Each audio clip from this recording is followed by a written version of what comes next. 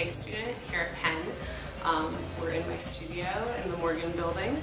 Last year I made 2 different book projects, one of which was done for a graduate photography seminar, and it was a series of water damaged photographs from New Orleans post-Hurricane Katrina.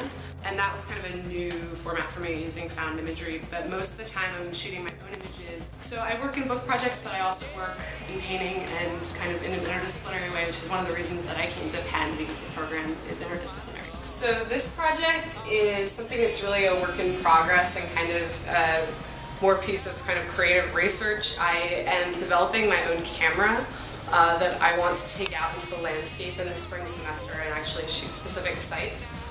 The idea of it is, how do I as a photographer impose something on the scene in which I'm photographing? So the idea is that I design the circuit board and it runs off of a little Arduino microcontroller, and the camera will sense my galvanic skin response. It actually senses information from my body, and then that information goes to an LED color code and imposes these kind of abstract color fields on the actual photograph. These are just tests of the different colors, and the project is kind of in a state of kind of getting over these different technical hurdles of actually making the physical camera. But I like the idea of being an artist that kind of makes my own studio tools that could then incorporate them into a body of work. So this project was something that I did over the summer, and it started with actually a series of postcards that I inherited from my grandmother that were kind of these like really wild, they were originally black and white photographs that had been hand colored to kind of make this sublime representation of the landscape. And I thought that they were really fascinating, but they kind of led to me looking on eBay for kind of the most extreme examples of them.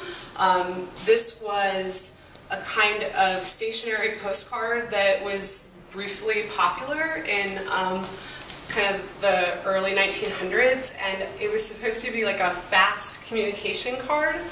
Some of them were very site-specific, like there was ones from the Grand Canyon where they would say, you know, I rode a donkey, I saw the sunset over the Grand Canyon.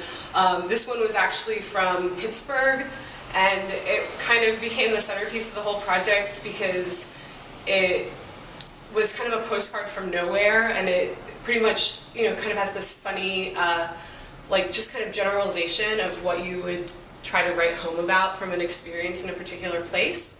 And so I photographed it with a medium format digital camera and then blew it up really large so that you could kind of see the actual texture of the original document as kind of this mysterious letter or provocation from a place that you don't really know where you're from.